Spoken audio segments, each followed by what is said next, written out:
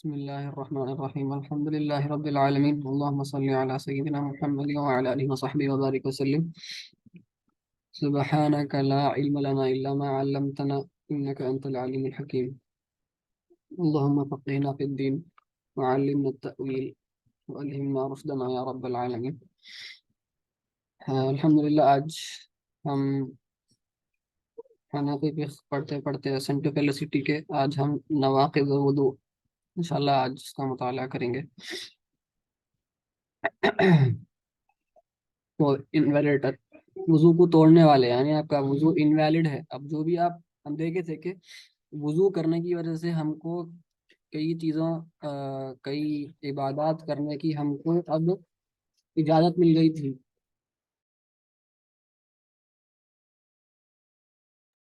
तो लेकिन कुछ ऐसी चीज़ें हैं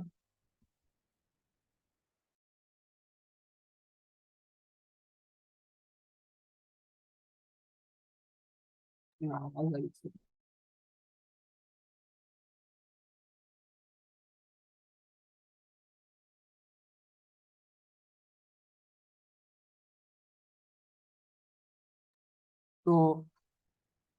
तो कुछ ऐसे अशिया हैं जो वजू को तोड़ देते हैं और जिसकी वजह से हम जो वो ख़ास इबादत कर सकते थे जैसे कुरान पढ़ना या नमाज पढ़ना हम नहीं कर सकते। तो वो नवाक़िदुल वुज़ू कहलाते हैं। तो नक़्द का मतलब क्या है अरबी में? नून काफ बाद मैं यहाँ अरबी स्क्रिप्ट नहीं सका, तो नून काफ बाद है ये, नक़्द। तो इसका मतलब ये है कि कोई चीज़ को वापस ऐसा कर देना, लौटा देना कि अब वो उसका जो असल मकसद था उसके लिए अब वो कारआमद नहीं रही वो चीज़। तो अमूमन ये लुग़वी एतबार से ये मटेरियल चीज़ों के लिए इस्तेमाल होता है, हिस्सी चीज़ों के लिए, टेंजिबल अशिया के लिए। लेकिन यहाँ पर हम एक मेटाफोरिकल सेंस में वजू टूट गया मतलब एक्चुअली तो कुछ टूटा नहीं, कोई आप वजू को आप महसूस नहीं कर सकते, कुछ नहीं कर सकते। लेकिन वजू एक हुक्मी चीज़ है, हमारी एक हालत है। तो वो एक मेटाफोरिकल मीनिंग है, मजाजी माना है उसमें। तो वो टूट गया, बल्कि यहाँ पर इस्तेमाल किया जाता है इस्तिलाहन। तो सबसे पहले एक ख़ास चीज़ मैं यहाँ पर बताना चाहूँगा कि अहकाम दो किस्म के होते हैं इल्लत के एतबार से। हम इससे पहले पढ़े थे इल्लत क्या है, सबब क्या है। इल्लत ऐसी चीज़ रहती, हम इससे पहले देखे थे कि जिसकी वजह से हुक्म की तासीर पैदा होती, मुअस्सिर व हैती चीज़। जैसे कोई आपका हवा खारिज हुई, हवा खारिज हुई पेट से, तो वजू अब टूट गया। तो अब ये वजू टूटने की इल्लत है, लीगल कॉज, वजू टूटने का कॉज क्या बना? हवा खारिज होना। ठीक है। तो उलमाए किराम गौर करते, फुकाहा किराम बड़े गौर से देखते कि अगर हुक्म आया है, सरकार सल्लल्लाहु अलैहि वसल्लम हर चीज़ के लिए हमारे बयान नहीं फरमाए कि ये चीज़ का टूटने की वजह ये है, हर चीज़ की इल्लत सरकार बयान नहीं फरमाए। तो उलमा उसको गौर करके तफक्कुर करके सोच के वो उससे क्या करते, एक हुक्म अगर उनको समझ में आ गया कि अच्छा इसमें ये इल्लत पाई जा रही, तो फिर वो क्या करते, एक दूसरे हुक्म दूसरे मसले पर भी वही हुक्म इस्तेमाल कर सकते अगर सेम इल्लत पाई जा रही तो। वो फायदा है। तो जैसे एग्जाम्पल, सबसे पहले मैं ये बताना चाहूंगा कि अहकाम जो है माकूल माना होते हैं, यानी उनका जो इनकी जो इल्लत है, हम अकल से सोचे तो हमको समझ में आ जाती, अच्छा ये इसकी वजह से ये हराम है या इसकी वजह से ये हलाल है। मिसाल के तौर पर खमर का हराम होना, अल्लाह ताला फरमाता है कि खमर हराम है, शराब जो है वो हराम है। तो उलमा किराम सोचे कि इसमें आखिर ये हराम होने के पीछे वजह क्या होंगी, क्या प्रॉब्लम है आखिर शराब में जिसकी वजह से हराम है। तो जब गौर करे तो समझ में आया कि उसके अंदर क्या है, नशा पैदा करता हो। तो उससे वो दूसरे अशिया, कुरान में सिर्फ खमर है, लेकिन जो दूसरे अशिया है जिस जो नशा पैदा करते, उसी बिना पर वो भी हराम है। उलमा ये फायदा हुआ उनको कि वो इस्तेमाल कर सके। कुरान में क्या ड्रग्स है, कोकेन हेरोइन है, क्या कुरान में इसका जिक्र है कि हराम है? नहीं है। लेकिन उलमा क्या करे, नहीं, देखो, खमर में, शराब पीने में ये इल्लत पाई जा रही कि ये हमको नशा पैदा करता, जिसकी वजह से हमारा दिमाग काम नहीं करता, जहन काम नहीं करता। तो उसकी वजह से खमर जो है वो हराम है। देयरफॉर कोई भी चीज जिसमें ये इल्लत पाई जाती, क्या है वो इल्लत? नशा पैदा करना। तो हर एक चीज जो नशा पैदा करेंगी, चूंकि वो इल्लत कॉमन है खमर में और वो बाकी का सियाम है, तो जो शराब खमर की जो का हुक्म है, हराम हुर्मत का जो हुक्म है, वो उन लोगों पर भी लागू हो जाएगा। देयरफॉर ड्रग्स लेना, कोई भी ऐसी चीज लेना जो नशा पैदा करती, वो हराम है। दिस इज द, ये फायदा है अहकाम में से इल्लत समझने का। तो कुछ अहकाम होते हैं, वो होते हैं माकूलतुल माना, कि हम गौर व फिक्र करके समझते उलमा की अच्छा इसके पीछे एक इल्लत है।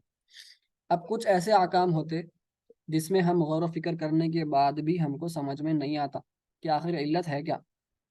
तो देयरफॉर वो अहकाम को हम डिवोशनल रूलिंग बोलते, हुक्म ताबुदी बोलते, कि ये सिर्फ हमको पता नहीं क्या है, इसके पीछे इल्लत क्या है, हमको तो समझ में नहीं आया, हम गौर व फिक्र करने के बाद भी हमको समझ में नहीं आया। एग्जाम्पल क्या है इसका? सूअर खाना। आप कोई बोलेंगे, हो सकता सोचे होंगे कि वही सुअर खाने से बीमारियां पैदा होते।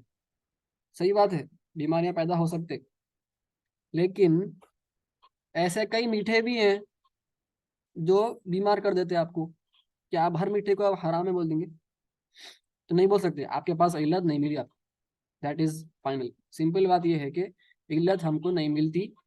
सूअर का गोश्त खाना हराम क्यों है, हमको अकल को ये बात समझ में नहीं आई। उलमा फरमाते हैं अल्लाह ताला हराम फरमा दिया, हम खामोश सुनते, सर खम करके जी हराम है, और हम इससे इज्तनाब करते, खत्म। तो ये दो किस्म के रूलिंग्स हैं हमारे पास, एक होती माक़ूल माना जो हम अकल से समझ सकते हैं, और एक गैर माक़ूल माना जिसकी हम हुक्म ताबुदी बोलते हैं, इसमें कोई इल्लत नहीं पाई जाती, जैसी है हमको वैसे कबूल करना होता। तो ये आगे समझ में आएगा मैं क्यों बता रहा हूँ। तो हनफी प्रिंसिपल जो है वजू टूटने का, इसमें जो उलमा किराम, हनफी उलमा गौर करे, गौर फिक्र करके समझें, समझने की कोशिश करे। अहादीस भी हैं, कुरान है, सब ज़न्नी नुसूस हैं हमारे पास, टेक्स्ट हैं, और कतई टेक्स्ट भी हैं हमारे पास। दोनों को देखे, मुवाजना किए, तो गौर किए कि वजू टूटने का सबब क्या है? गंदगी का जिस्म से बाहर निकलना, चाहे वो हकीकी तौर पर हो या हुक्मी तौर पर। तो ये लीगल एक प्रिंसिपल बना दिए हनफी फुकहा कि ये है वजू टूटने का एक्चुअल पीछे उसमें इल्लत क्या है? ये है इल्लत, गंदगी का जिस्म से बाहर निकलना, चाहे वो हकीकी तौर पर हो या हुक्मी। हकीकी का मतलब क्या है? एक्चुअली हवा खारिज होनी। इफेक्टिवली मतलब हुक्मी तौर पर मतलब, जैसा आप सो गए, और सो गए, सोने से क्या होता? आपको नींद में पता नहीं हो सकता, हवा खारिज हो जाती। तो वो हवा खारिज नहीं भी हुई तो आपका वजू टूट गया। हम देखेंगे आगे डिटेल्स क्या है। जैसा हिटलर एग्जाम्पल के तौर पर, एक्चुअल और इफेक्टिव में फ़र्क क्या है बताने के लिए एक एग्जाम्पल है कि हम बोलते हैं हिटलर ने कई लोगों को मारा, तो हिटलर क्या एक्चुअली उन्हें जाके मारा एक एक को? नहीं मारा उन्हें, उन्हें हुक्म दिया उसके सोल्जर्स सबको मारे, तो एक्चुअली सोल्जर्स मारे थे, लेकिन इफेक्टिवली तो वो हिटलर मारा क्योंकि उन्हें सबको दिया था हुक्म मारने का। तो वो आप समझ सकते हैं कि हकीकी और हुक्मी में फ़र्क क्या है। वो एक्चुअली तो वजू हुक्मी तौर पर सोने से टूट जाता है, लेकिन हकीकी तौर पर जरूरी नहीं है कि टूटे। लेकिन फुकाहा फरमाते हैं हुक्मी तौर पर टूट जाता है, क्योंकि इसमें चांस है कि हवा खारिज हो जाएगी। तो वैसे ही कुछ ऐसे भी अहादीस हैं जहाँ पर प्राइवेट पार्ट्स को, शर्मगाह को हाथ लगाने से ऐसा दिखता है कि बज़ाहिर अहादीस में कि वजू टूट जाता।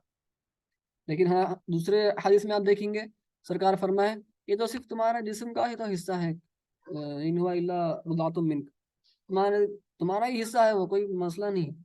तो अभी ये मतलब कॉन्ट्राडिक्टरी टेक्स्ट हैं। तो हनफी फुक़हा बोले नहीं, शर्मगाह को हाथ लगाने से वजू नहीं टूटता। लेकिन आप दूसरों के पास देखेंगे, शवाफ़ या हनाबिला के पास वजू टूट जाता। हनफियों के पास नहीं टूटता, क्योंकि उनका ये उसूल बना दिया उन्होंने, गंदगी का बाहर निकलना, चाहे हकीकी हो या हुक्मी तौर। तो ये एक प्रिंसिपल आपको ध्यान में रख के चलना है हनफी वजू टूटने के लिए। तो वो क्या बोलते हैं, अगर वजू सरकार फरमाए हाथ धो लो तुम शर्मगाह को हाथ लगाए, तो उसका मतलब ये है कि तुम हाथ धो लो सिर्फ, मतलब वजू कर लो है हदीस में, अल्फाज, वजू कर लो, मतलब ये है कि हाथ धो लो। कोई वजू करना जरूरी नहीं है आपको, हाथ धोने का मतलब है वो लिंग्विस्टिकली ये मतलब वज़ा आँख हम देखे थे इससे पहले, वजू के लिंग्विस्टिक और इस्तिलाही माना। तो अब ये समझ में आ गया, तो एक उसूल मिल गया हमको, असल मिल गया प्रिंसिपल कि किस की वजह से वजू टूटता है। तो सबसे पहला प्रिंसिपल के तहत हमको समझ में आ गया कि गंदगी का प्राइवेट पार्ट से बाहर निकलना ये वजू तोड़ देता।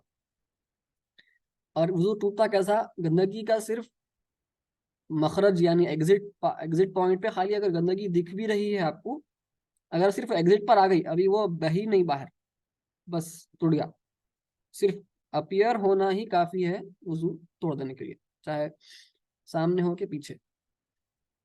हम आगे देखेंगे कि खून में ऐसा नहीं है, अगर खून निकला कहीं आपकी बॉडी पार्ट पे कट हुआ, हाथ या पैर कहीं भी कट कट हो गया आपको, और कट होने से खून बह रहा, तो सिर्फ खून मखरज पे आने से वजू नहीं टूटता, बल्कि खून बहना पड़ता तो टूटता।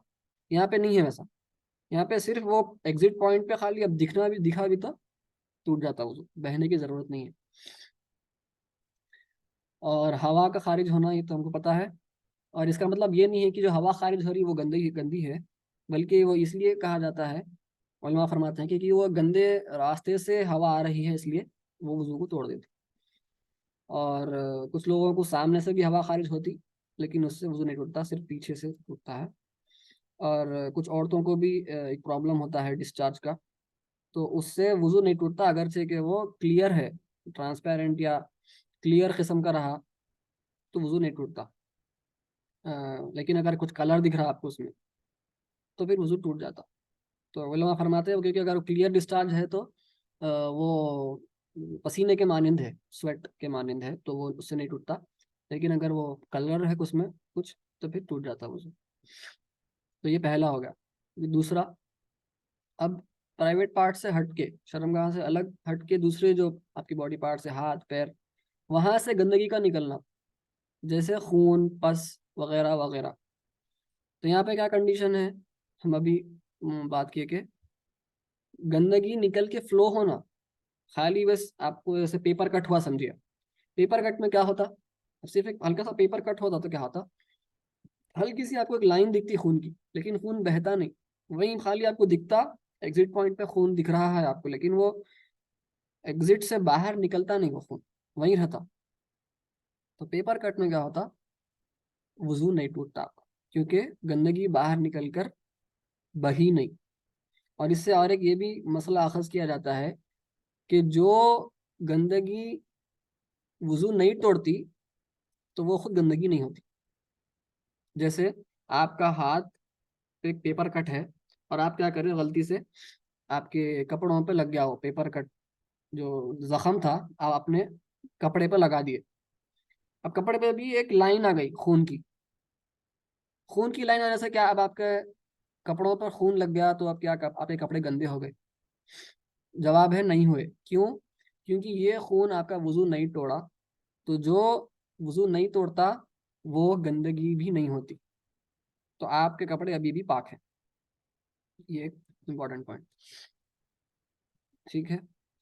और कोई भी ऐसा फ्लूइड, ऐसा लिक्विड जो आपके अज़ा से निकले, बॉडी पार्ट से, और दर्द दर्द के साथ निकले, तो वो भी गंदा होता है और वो वजू तोड़ देता है। जैसे कंजंक्टिवाइटिस कुछ दिन पहले सबको हो रहा था, वो जो आपके आंखों से जो गंदगी, आंसू निकल रहे हैं, चाहे गंदगी निकलो आंखों से, आंसू और गंदगी दोनों, नॉर्मल जो आंसू हैं वो पाक है, लेकिन ये जो बीमारी के दरमियान जो आंसू निकल रहे हैं, क्योंकि वो दर्द होता है जब वो निकलते हैं, और जो गंदगी निकल रही वो सब नजिस है, और उससे वजू टूट जाता।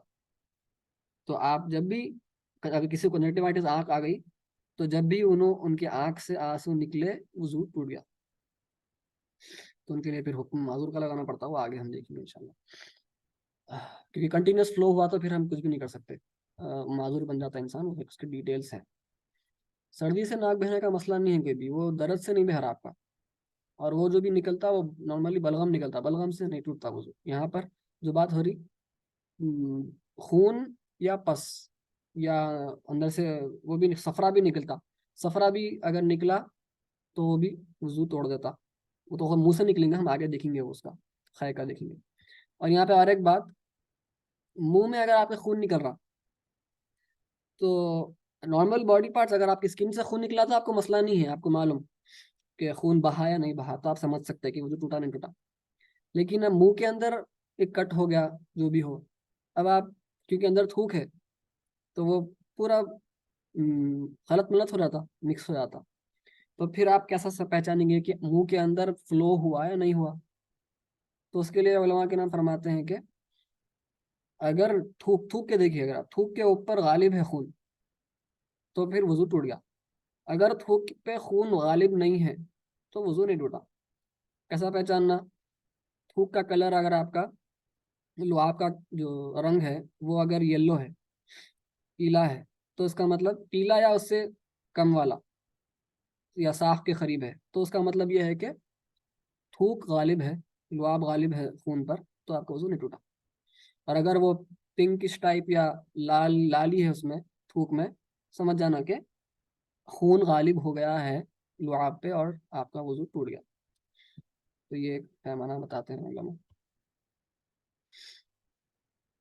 और किसी को अगर ऐसा मार लगा के वो एक थोड़ी देर में आपको फील नहीं हो रहा कि वो फ्लो हो रहा, बल्कि पूरा दिन भर आप देखे तो अरे ये बहरा बोल के फील होता, तो उसके लिए आपको, अगर ये इतना लंबा टाइम के लिए है, अलग अलग मजालिस बोलते हैं, मजालिस यानी एक मजलिस यानी एक सिटिंग, आप कुछ भी काम करने के लिए बैठते, कितनी देर बैठते आप?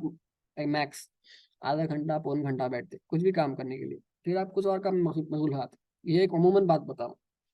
तो अगर वो मजलिस में आपको फील नहीं हो रहा, एक मजलिस में एक सिटिंग में आपको फील नहीं हो रहा, या आप सिटिंग मतलब का खाली खड़े हो, बैठना जरूरी नहीं है, आप खड़े होकर भी काम कर रहे होंगे, जो भी आप एक काम कर रहे हैं, एक काम आप कंटिन्यूसली कर रहे हैं, तो उसको एक सिटिंग बोलते हैं, एक काम में मशगूल हैं आप।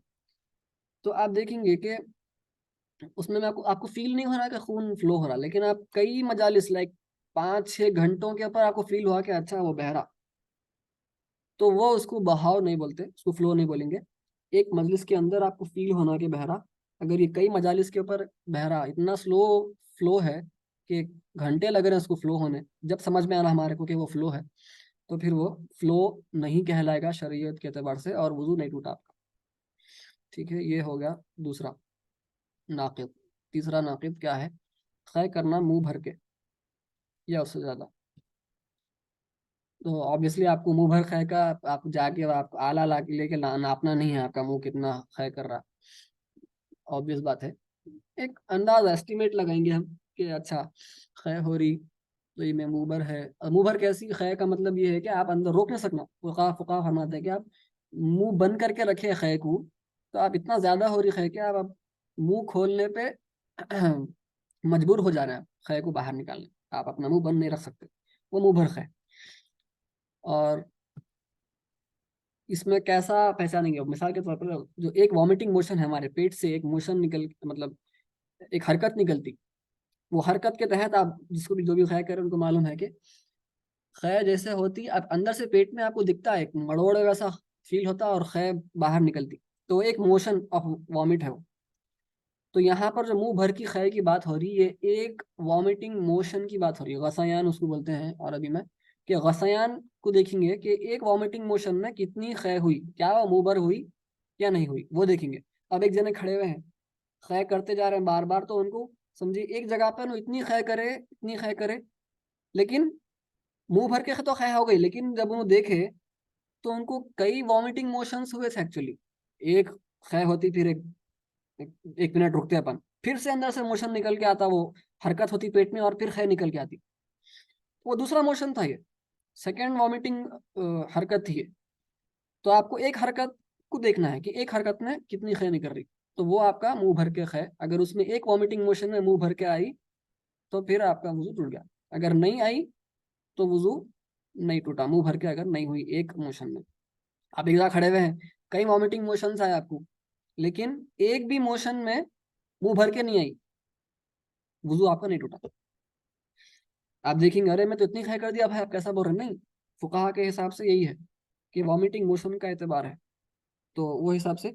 और आप देखिए, गौर करिए, अगर वॉमिटिंग मोशन, एक वॉमिटिंग मोशन में गसयान में मुंह भर के हो गई, तो अब वो आपका वजू तोड़ रही, तो अभी हम रूल पढ़े थे कि जो भी वजू तोड़ती वो चीज़ नजासत है, और जो वजू नहीं तोड़ती वो नजासत नहीं है।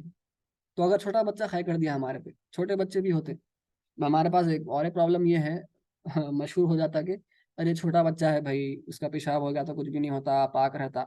ऐसा नहीं है, शरीयत एतबार से बच्चा, बच्चे की उम्र कितनी भी हो, वो इंसान है, तो उसका पेशाब नापाक है, उसकी खै भी नापाक है अगर मुंह भर के है। तो अगर बच्चा खै कर लिया हमारे पे, मुंह भर के खै, वो बच्चे के मुंह को देखेंगे आप तो समझ में आ जाता कि मुंह भर के है नहीं है, एक अंदाजा लगाना पड़ता। तो अच्छा, बच्चा मुंह भर के खै कर दिया आपके ऊपर, तो आपके कपड़े हो गए गंदे, नजासत लग गई।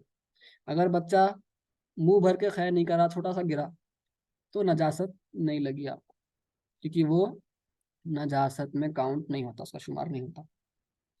मेरे ख्याल से ये क्लियर हो गया होगा खै करने का। अब ये आते हैं, सबसे पेचीदा है, कई लोगों को इसमें कंफ्यूजन रहता कि आखिर है क्या, नींद का मसला है क्या आखिर। तो नींद में फुकाहा किराम फरमाते हैं, ऐसा सोना, वजू टूटता कब आपका सोने से, तो उलमा फरमाते हैं कि सोना खुद वजू नहीं तोड़ता। सोना इल्लत नहीं है, अभी हम इल्लत की बात कर रहे थे, इल्लत सोना नहीं है। हम क्या बात किए, उस असल जो रूल है, फुकाहा जो प्रिंसिपल इसका इस्तेमाल किए, क्या है, नजासत का निकलना, चाहे वो हकीकी तौर पे हो या हुक्मी तौर पे। तो यहाँ पर आप देखिए, हकीकतन कोई नजासत नहीं निकल रही, लेकिन यहाँ पर हुक्मी तौर पर इफेक्टिवली निकल सकती सोने के वक्त। तो इसलिए नींद इल्लत नहीं है, लेकिन नजासत है इल्लत। तो उलमा फरमाते हैं, हनफी उलमा के, ऐसा सोना कि आपके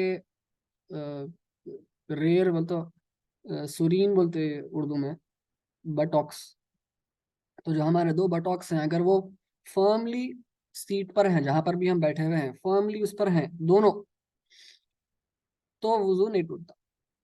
और आप सो रहे हैं, आप सो रहे हैं और आपके दोनों कूल है, आपकी जो भी सीट है या ज़मीन है जहाँ पर भी आप बैठे हुए हैं, उस पर फर्मली टिके हुए हैं, अच्छा सही तरीके से,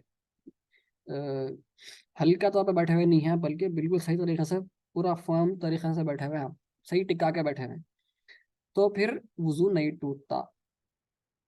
अगर आपके दोनों कूल है सही तरीके से नहीं है ज़मीन पर या कुर्सी पर, लाइटली एक है एक नहीं है, तो वजू टूट जाता, सोए तो ऐसी हालत में।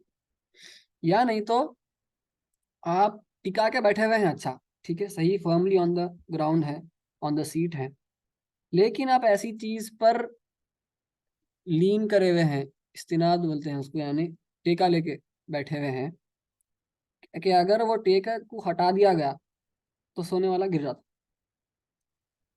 तो ये हालत में भी, अगरचे कि आप टिका के सही बैठे हुए हैं, फर्मली ऑन द ग्राउंड है, आपके कूल है, तो भी वजू टूट जाता। ये दो पॉइंट्स हैं सोने से मुताल्लिक। अब यहाँ पर मैं एक बात बोलना चाहूँगा, ये जो मैं अभी बताया कि वो जो चीज़ पर टेका लेके बैठे हुए हैं, और ऐसी गहरी नींद है कि टेका लेने वाला गिर जाता है, सोने वाला गिर जाता है अगर वो चीज़ को हटा दिया जाए, ये अ, यहाँ की निज़ामिया के उलमा का फतवा है, और मेरे ख्याल से सब कॉन्टिनेंट के उलमा का भी ऐसा ही कुछ फतवा है। लेकिन हनफी मज़हब का मुतबर फतवा इसके बरअक्स है। मैं बता दे रहा हूँ, मैं लिख दिया हूँ यहाँ का फतवा, निज़ामिया का फतवा, लेकिन जो एक्चुअल हनफी मज़हब का मुतमद फतवा जो है, वो ये है कि अगर टेका लेकर बैठे हुए हैं, इतनी गहरी नींद में है, टेका लेने का मतलब ये है कि firmly on the ground, cool है, फर्मली ऑन द ग्राउंड है, और टेका लेके सो रहे हैं, और इतनी गहरी नींद है कि अगर वो टेका जो भी चीज़ है उसको हटा दिया गया तो सोने वाला गिर जाता, ऐसी नींद है, तो भी वजू नहीं टूटता। ये हनफी मज़हब का एक्चुअल मोतबर कौल है, लेकिन उलमा के दरमियान इख्तिलाफ है, तो कुछ उलमा, यहाँ के निज़ामिया के उलमा और बर सग़ीर के उलमा ऐसा फतवा दिया, तो मैं यही लिखा हूँ यहाँ पर, बस ये बता दिया। एक नुक्ता है, नुक्ता है, तो यहाँ पर देखिए हम बात कर दिए कि एक्चुअली नींद नहीं है, बल्कि नींद में ये खदशा है, हुक्मी तौर पर हवा निकल सकती। तो इसीलिए फर्मली ऑन द ग्राउंड इसलिए बता रहे हैं ताकि जो सुराख है वो बंद हो जाए हवा निकलने का। तो अगर आप फर्मली ऑन द ग्राउंड रखा हुआ हो, आपका एग्जिट पॉइंट जो है वो जमीन पर टिका के रखे आप, तो यहाँ पर अब कोई खदशा नहीं है कि हवा निकलेगी नींद में। इसीलिए उलमा फरमाते हैं वुजू नहीं टूटता अगर आप अच्छा टिका के बैठे।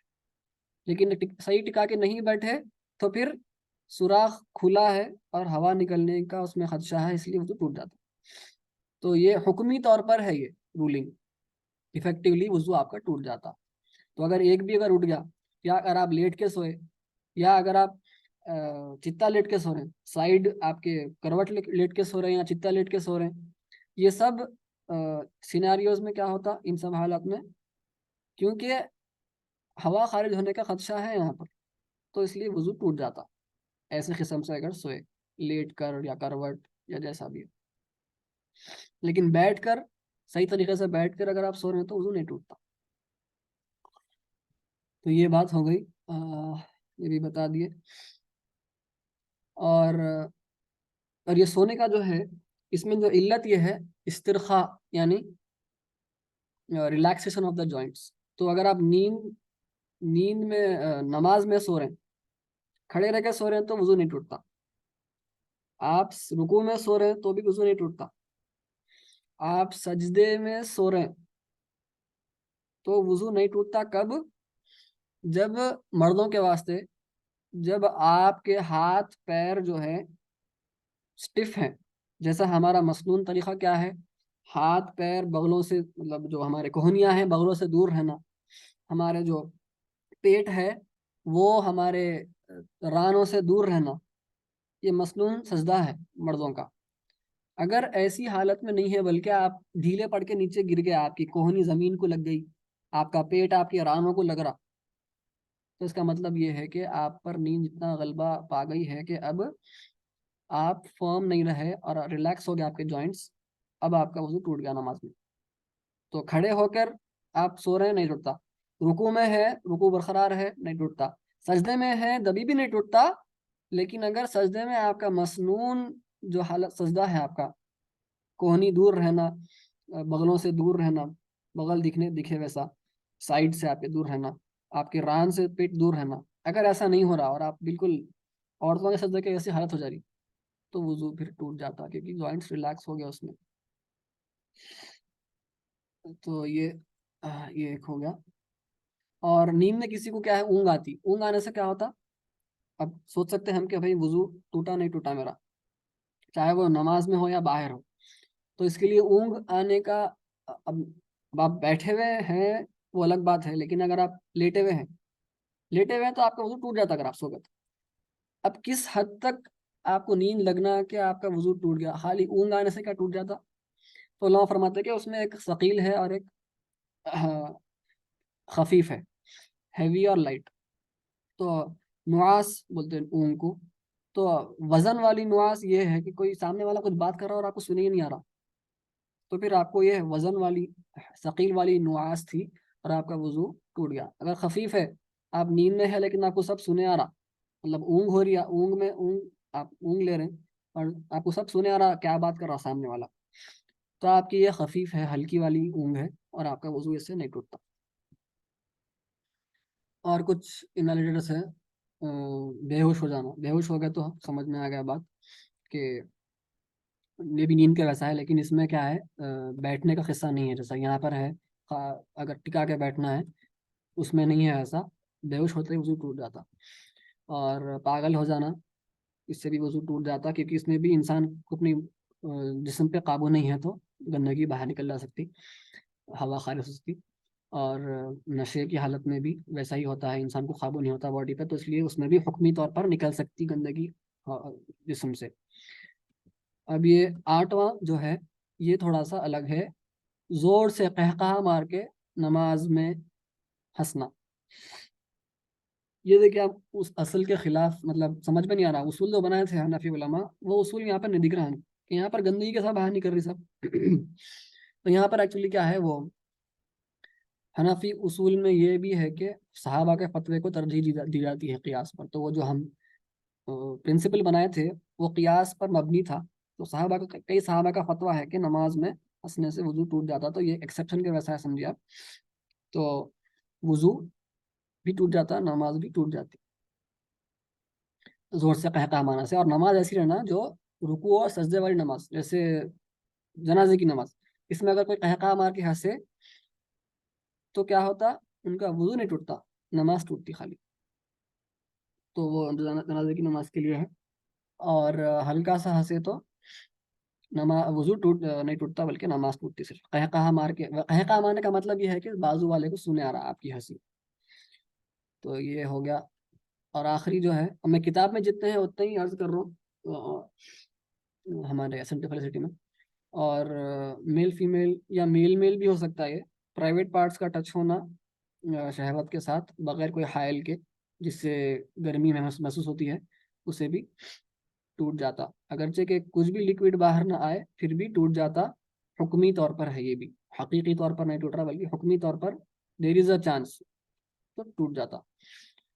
तो ये वैलिडेट्स थे।